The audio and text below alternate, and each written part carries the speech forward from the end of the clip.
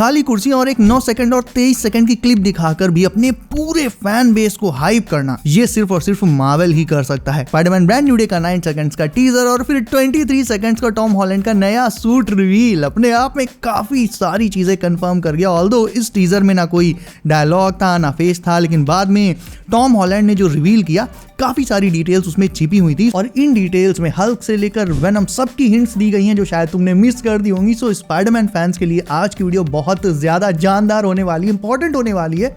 सो सबसे पहले बात कर लें कि क्या डिटेल्स तुमने मिस कर दी इन दोनों 9 सेकंड्स और 23 सेकंड्स के इन टीजर्स में। सो अगर तुम्हें याद हो तो हमारे ओजी स्पाइडी यानी टोबी के स्पाइडी सूट में जो वेबिंग्स थी वो हल्की सी रेज्ड थी, उठी हुई थी। देखने में लगता था कि सूट का जो फैब्रिक है वेबिंग्स उसमें ऊपर से अलग से लगाई गई हैं। वहीं टॉम हॉलैंड के स्पाइडरमैन सूट की बात करें तो जो स्टार्टिंग में मूवीज आई थी like home coming, far from home, तो इन सब में जो टॉम हॉलैंड का वाला सूट था उसमें अगर तुम देखो तो ऐसा लगता था कि वेबिंग्स जैसे फैब्रिक में बनी हुई हैं, अलग से अटैच्ड नहीं है। और तुम्हें लग रहा होगा ये छोटी सी बात है मैं क्या बोल रहा हूं, लेकिन ये डिटेल ना बहुत ज्यादा इंपॉर्टेंट हो जाती है। कैसे? देखो, क्योंकि अब जब इस नए टीजर में साफ साफ दिख रहा है कि टॉम हॉलैंड का सूट पूरी तरह से चेंज हो गया है, उसकी वेबिंग्स भी स्लाइटली रेज्ड है, बिल्कुल टोबी मैगवायर के सूट की तरह। यानी ये स्टोरी टोबी की स्टोरी की तरह बहुत ही ग्राउंड लेवल की होगी, ना कि मल्टीवर्सल लेवल पर, जो कि फैंस काफी टाइम से देखना चाहते थे। ऑल्दो एक और डिटेल जो तुमने मिस कर दी होगी वो ये है कि ये वो सूट नहीं है जो हमने नो वे होम के एंड में देखा था। एंड टू बी ऑनेस्ट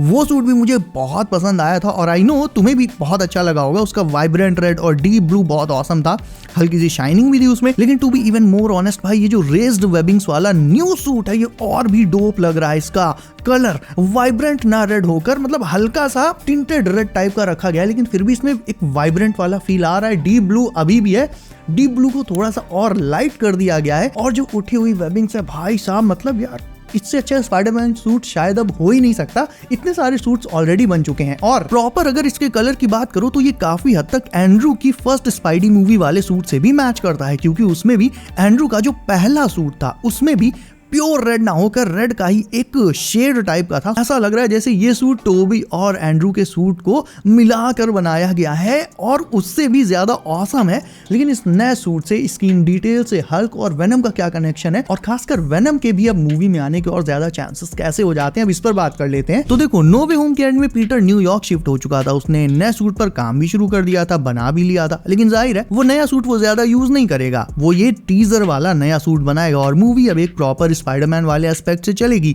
अकेला ट्रबल्ड टीनेजर जिसके जीवन में बहुत समस्याएं हैं और वो अपनी पर्सनल कॉलेज लाइफ और सुपर हीरो लाइफ को बैलेंस करने में स्ट्रगल कर रहा है। Not to mention he has lost his family, his friends and even his girlfriend. अब गर्लफ्रेंड की कमी तो चलो सैडी सिंह पूरी कर देंगे, लेकिन दूसरे कैरेक्टर्स की बात करें तो सबसे पहले तो हल्क का इस मूवी में कोई कैमियो नहीं होगा, बल्कि प्रॉपर पूरा एक रोल होगा स्पाइडी की स्टोरी लाइन में। और मैंने एटलीस्ट ये तो कभी नहीं सोचा था कि लाइव एक्शन में मुझे कभी स्पाइडरमैन वर्सेस हल्क देखने मिलेगा, but here it is. Punisher का रोल कहां फिट होगा कह नहीं सकते अभी, क्योंकि ऑल्दो वो स्ट्रीट लेवल पर बैडएस है, बट हल्क जैसी रियल सुपर पावर के आगे उसकी गन्स और गुस्सा किसी काम का नहीं है। और इस वीडियो की स्क्रिप्ट पर काम करते टाइम मेरे माइंड में एक चीज अचानक से स्ट्राइक करी। तुम जानते हो कि नेक्स्ट ईयर अराउंड 1 घंटे का पनिशर का एक स्पेशल प्रेजेंटेशन आएगा, राइट? तो क्योंकि पनिशर ब्रांड न्यू डे में आ रहा है और उसके पहले पनिशर का ये स्पेशल प्रेजेंटेशन आएगा, so I think may be, just may be, इस स्पेशल प्रेजेंटेशन के एंड में पीटर पार्कर का एक कैमियो भी हो सकता है, ताकि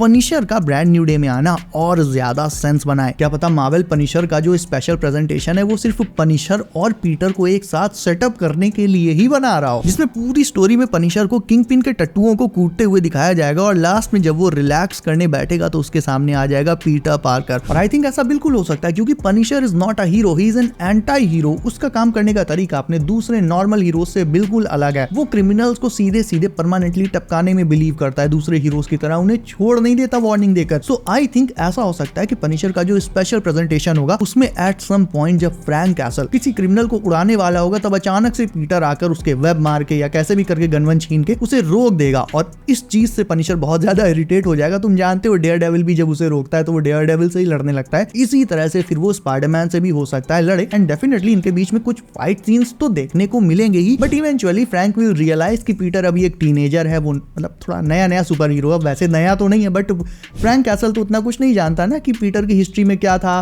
कैसे इन्फिनिटी वॉर एंड गेम में कैसे वो लड़ा एवेंजर्स के साथ एक्सेट्रा एक्सेट्रा। तो बाद में एट सम पॉइंट जब इनकी बातचीत होगी then they will become friends as well. और इतना सब कुछ चल ही रहा है तो आई थिंक डेयर डेविल का भी एक छोटा सा कैमियो ब्रांड न्यू डे में देखने को मिल सकता है, और अगर ऐसा होना होगा तो इसकी हिंट भी हमें डेयर डेविल सीजन 2 में डेफिनेटली मिल जाएगी। बट एट दिस पॉइंट ये बस मेरी स्पेकुलेशन है, इससे ज्यादा कुछ नहीं है। मेन टॉपिक है हल्क एंड वेनम। अब हल्क को लेकर तो काफी लोग ये मानकर चल रहे हैं कि स्ट्रेंज के मैजिक से पूरे यूनिवर्स के लोग जहां पीटर को भूल चुके हैं, हल्क उसे ये याद होगा कि पीटर ही स्पाइडरमैन है, बिकॉज हल्क अलग है, बैनर अलग है। लोगों को ऐसा लगता है कि स्ट्रेंज के स्पेल से बैनर तो पीटर को भूल गया होगा बट हल्क को अभी भी याद होगा। तो देखो यार, ये बात इतनी भी सीधी नहीं है। और सबसे बड़ी बात जो लोग इग्नोर कर रहे हैं एट दिस पॉइंट वो ये है कि इस टाइम पर बैनर और हल्क पहले की तरह अलग अलग नहीं है, वो एक ही है। ब्रूस ने दोनों को एक में ही मर्ज कर दिया है, इसीलिए अब हल्क बैनर पर हावी नहीं हो पाता। तो दोनों सेम कॉन्शियसनेस शेयर करते हैं। जो बैनर फील करेगा वो हल्क भी फील करेगा, जो बैनर याद करेगा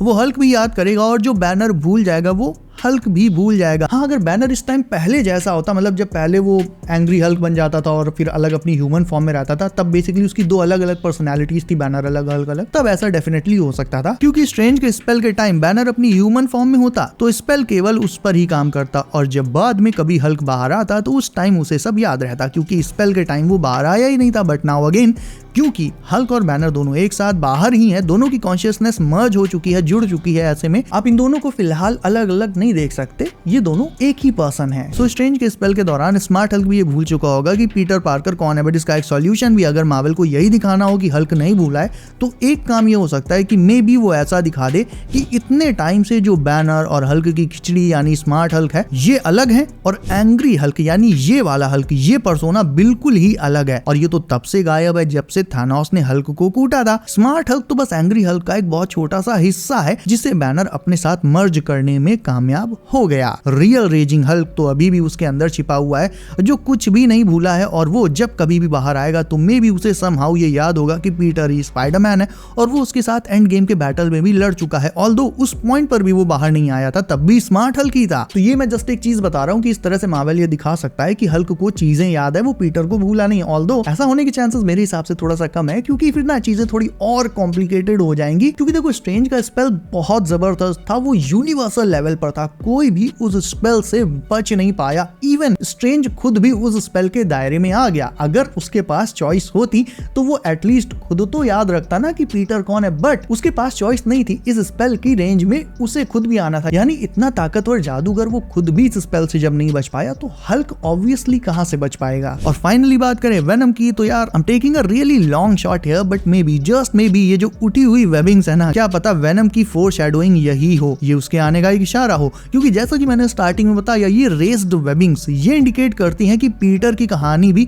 अब टोबी मैगवायर के स्पाइडी की तरह स्ट्रीट लेवल पर चलेगी। और अगर तुम्हें याद हो तो टोबी के स्पाइडरमैन को सिम्बियोट एग्जैक्टली ऐसे ही पॉइंट पर मिला था जिस पॉइंट पर अपना टॉम हॉलैंड वाला पीटर अभी इस टाइम है। टोबी का स्पाइडरमैन अपने लाइफ के सबसे लो पॉइंट पर था, सबसे परेशान था, अपने अंकल को खो चुका था, उसका बेस्ट फ्रेंड हैरी उसके अगेंस्ट था, और उसकी गर्लफ्रेंड मैरी जेन वो उसे एक तरह से चीट कर चुकी थी। और इसी पॉइंट पर वेनम पीटर को मिला, और इधर अपने पीटर का भी यही हाल है। गॉब्लिन ने उसकी आंटी को सुला दिया, नेड और एमजे दोनों को वो खो ही चुका है, कोई एवेंजर उसे अब पहचानता नहीं, एवेंजर क्या कोई भी नहीं पहचानता, ही इज ऑल अलोन। वो न्यूयॉर्क शिफ्ट हो चुका है, वो अपनी एक सोलो अलग लाइफ मतलब शुरू करने वाला है, नई लाइफ शुरू करने वाला है। That's why it's called brand new day. So I think this is the perfect moment for symbiote to bond with Peter Parker. और एक क्रूशियल डिटेल जो बहुत सारे लोग मिस कर चुके हैं वो ये है कि वेनम पीटर के अपार्टमेंट में काफी दिनों से था। ऐसा नहीं हुआ था कि वेनम बस आया और टोबी के पीटर से बॉन्ड कर गया। न्यूप, अगर तुम्हें टोबी की स्पाइडरमैन 3 याद है तो उसमें वेनम पहले ही काफी पहले टोबी के अपार्टमेंट में आ गया था, लेकिन उसने तुरंत टोबी से बॉन्ड नहीं बनाया, पीटर पार्कर से बॉन्ड नहीं बनाया। उसने वेट किया, वो देखता रहा कि कब पीटर पार्कर